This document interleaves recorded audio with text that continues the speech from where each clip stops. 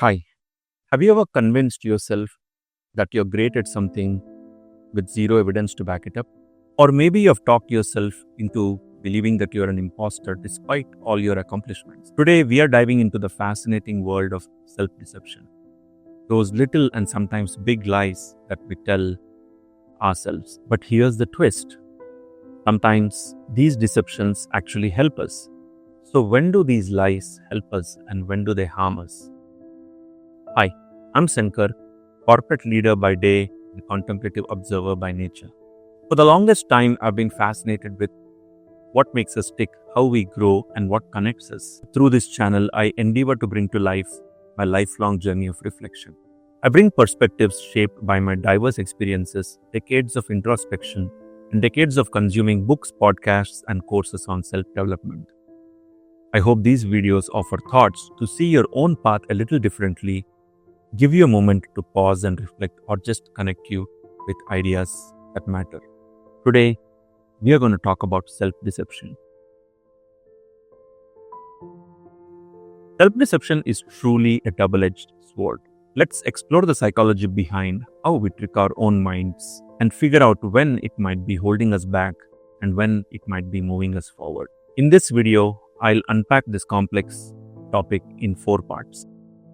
First, we'll examine what self-deception is and what are the cognitive biases that make this so common. Why do our brains distort reality naturally, and what forms does it take? Second, we'll look at the dark side of self-deception, how it can limit our growth, damage our relationships, and even sabotage our success. We'll explore concepts like the Dunning-Kruger effect and the unrealized genius trap. Third, we'll look at the bright side of self-deception, how it can be genuinely beneficial to overcome imposter syndrome, give us that confidence boost needed to make life-changing transformation. And finally, I'll provide strategies to manage self-deception, identify when it is helping us versus when it is hurting us, and develop tools to navigate this double-edged sword effectively. So, whether you are curious about human psychology or want to understand yourself better, this exploration will give you a new perspective on the stories we tell ourselves. The nature of self-deception. Self-deception happens when there is a gap between the reality and our perception of it. It's not lying, it's genuinely believing something that isn't objectively true. Why does this happen? The human brain is actually wired for this. We have cognitive biases to deal with the overwhelming amount of information that we receive every day. But these same mental shortcuts can lead us astray sometimes. With self-deception, we live in a bubble and we don't want our bubble to burst. For example, we may buy a book and lull ourselves into thinking that we have actually read it or even implemented it. Or we may attend a leadership seminar and lull ourselves into thinking that we have become great leaders. But what matters in the end, not our thoughts or feelings, but our actions and our intentions behind our actions. People see what we do, not what we think we do. Now, here are some of the main cognitive biases behind self-deception. Confirmation bias, seeking out information that we believe to be true. Overconfidence bias, thinking that we are better at something than we actually are. Hindsight bias, the I knew it all along bias, where we think that past events were predictable. Self-serving bias, taking credit for our success but blaming external factors for failure. Fundamental attribution error, where we judge others by their actions but we judge ourselves by our intentions. And lastly, ego protection bias, creating narratives that shield our self-image from damage. We're all susceptible to these biases. That's just how our brain works. Now let's talk about the dark side of self-deception. Starting with the Dunning-Kruger effect. The Dunning-Kruger effect is a fascinating cognitive bias that affects all of us. It was first identified by psychologists David Dunning and Justin Kruger in 1999 in their landmark Cornell University study. They conducted a series of experiments testing participants on humor, logic, and grammar, and then asked the participants to estimate their performance. The results were striking. Those that have actually performed in the last quartile rated themselves at around 62nd percentile on average. And those that actually did very well tended to lower their rating. This wasn't just about overconfidence. The least skilled participants tended to lack the metacognition to recognize their own incompetence. This effect applies across all domains, from coding to writing and from driving to emotional intelligence. A novice chess player might feel confident that he knows chess without realizing the strategic depth of the game that he's unaware of. Or a novice trader might get a few lucky trades and believe that he has cracked the market without realizing the role of luck versus skill. The irony is that gaining knowledge often increases our awareness of how much we don't know. Self-deception and self-identity. Our self-deceptions are intimately tied to the sense of our identity. We create these narratives that become the foundation of our sense of self.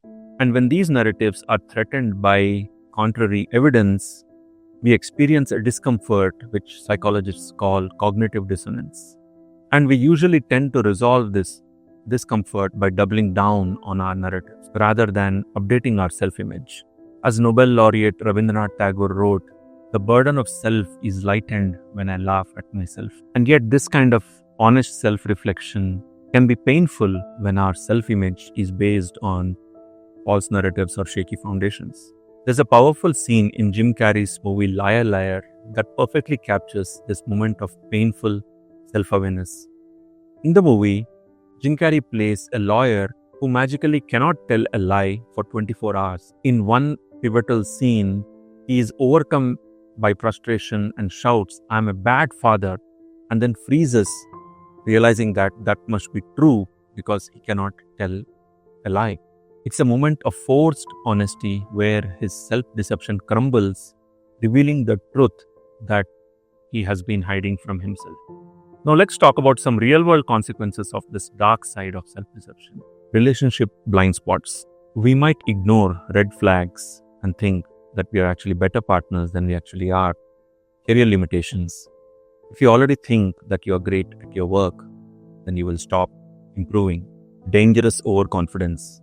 From DIY projects gone wrong to refusing to ask for directions when lost, overconfidence can be a dangerous thing. But let's talk about the unrealized genius trap. We often make elaborate justifications for lack of our success. I would have been a great writer if I had more time, or my music career would have taken off had I been born in a different city. These narratives protect our ego, but keep us stuck in fantasies rather than helping us to deal with what is actually holding us back. The unrealized genius trap is particularly insidious because it allows us to maintain grandiose self-images without the discomfort of testing our abilities. It is safer to believe we are undiscovered talents than to discover that we are merely average. This form of self-deception can be a prison holding us from the very actions that are needed to make genuine improvement. Instead of writing that novel or recording that song, we comfort ourselves with stories of what could have been. In a nutshell, self-deception can prevent us from growth because it creates a comfortable bubble that shields us from the uncomfortable but necessary truths. And that's the real danger, when our deceptions prevent us from seeing reality clearly enough. Now let's switch gears and talk about the bright side of self-deception. This is where it gets interesting. Self-deception can actually be beneficial sometimes. We will cover 5 such cases. Number 1, positive illusions. Psychologists have identified certain positive illusions that actually contribute to mental health and resilience. Here are a few examples. Number 1, slightly inflated self-image. People with mildly positive self-deception tend to be happier and more resilient. Optimism bias. Believing that things would work out better than the statistical average would suggest. And number 3, illusion of control. Feeling we have more influence on the outcomes than we actually do. Fake it till you make it. Sometimes acting as if you're confident leads to real confidence. This works because it pushes us to take the necessary risk. Others respond to your confident action, creating a positive loop. Practice actually does improve performance. Sometimes believing in a future self actually helps creating that self. Combating imposter syndrome. Imposter syndrome is interesting. It's actually a form of negative self-deception. For people who feel like frauds, despite evidence to the contrary, a certain amount of positive self-deception can actually restore a more accurate self-image. This affects people from all fields of life. Even Albert Einstein wrote in a letter to his friend, "The exaggerated esteem in which my life work is held makes me ill at ease. I sometimes feel like I am an involuntary swindler."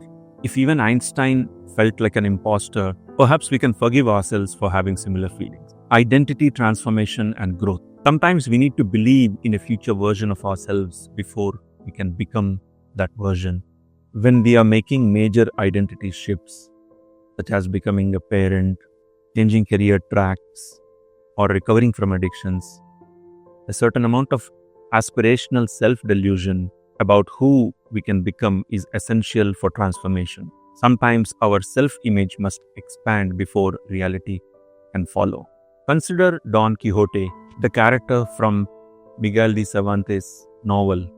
Here is a middle-aged man who becomes so enamored by tales of chivalry that he convinces himself that he is a knight-errant, despite living in a world where knights don't exist anymore. He sees windmills as giants, inns as castles, and a peasant girl as his noble lady. Yet his self-deceptions, while seemingly ridiculous to others, give his life meaning and inspire others with his idealism and courage.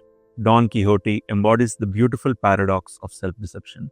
His false beliefs of reality lead him to both comedic failure and genuine acts of nobility. His self-deception about being a knight drives him to act in honor in a dishonorable world. As Cervantes wrote about his character, "When life itself seems lunatic, who knows where madness lies?" And lastly, productive deceptions in creative pursuits. Many successful artists maintain what positive psychologists call the optimum margin of illusion. Enough self-belief to pursue despite rejection and criticism, but not so much that they can't improve their craft. As author Stephen Pressfield wrote in The War of Art, the amateur believes that he must first overcome his fear, then he can do his work. The professional knows that fear can never be overcome. There is no such thing as a fearless warrior or a dread-free artist. This insight speaks to how creative professionals must maintain a productive self-deception about their ability to succeed despite overwhelming odds. Managing self-deception. So how do we navigate this paradox? How do we harness the positive aspects of self-deception while avoiding the pitfalls? Here are some signs that self-deception might be harming you. You constantly ignore feedback from multiple sources. Your beliefs repeatedly clash with measurable outcomes. You blame others for your failure but take credit for your success. You avoid situations that might challenge your self-perception. You've spent years saying, "I could if I wanted to," without ever trying. Strategies for healthy self-perception. Seek honest feedback. Cultivate relationships with people who tell you the truth as it is. Practice evidence-based self-evaluation. Look for objective measures of your performance and sometimes seek those external validations to ground your self-perception to reality. Allow for productive self-deception. Recognize when optimism is serving you. Update your beliefs. Be willing to change your beliefs based on feedback, especially when faced with new evidence. Distinguish between excuses and explanations. Identify when you are genuinely acknowledging obstacles versus justifying inaction. And lastly, call your own bluff. Sometimes you will have to challenge your own narratives directly and call your own bluff. The key is metacognition, thinking about thinking. By becoming aware of your own tendencies towards self-deception, you will be better able to control when to avoid it versus when to lean in. In conclusion, self-deception is truly a double-edged sword. Our brains aren't perfect reality detection machines, and that's not always a bad thing. Let's tie this back to our journey today. We explored how cognitive biases like the Dunning-Kruger effect and the fundamental attribution error can shape our perspectives. We examined how our deceptions can trap us in unrealized genius fantasies, but also help us overcome imposter syndrome and facilitate life transformations. And we learned how to manage self-deception by developing strategies to identify when it is hurting us versus serving us. Remember, finally, what counts is our actions and the results of our actions. Our thoughts and feelings don't count because no one can see them. While self-deception can temporarily comfort us, it is ultimately what we do and what we achieve that defines us. As I'd like to say, actions speak louder than words, and results speak louder than actions. The real skill isn't avoiding self-deception entirely. It's becoming more aware of when and how it is affecting us, making conscious choices about which illusions are serving us and which ones we need to let go. So ask yourself, what stories are you telling yourself? Are you willing to examine them honestly and call your own bluff if required? Which ones are pushing you forward and which ones are holding you back? And if you'd like a handy reference to take with you, I've created an infographic that summarizes all the concepts that we have covered in this video today, and you can download it by clicking on the link in the description below. Again, I'm Sankar. Thank you for spending this time with me today. If you have found this exploration helpful, please consider subscribing to my channel, and please share this with someone who you think might benefit from hearing this. Until next time, take care and bye-bye.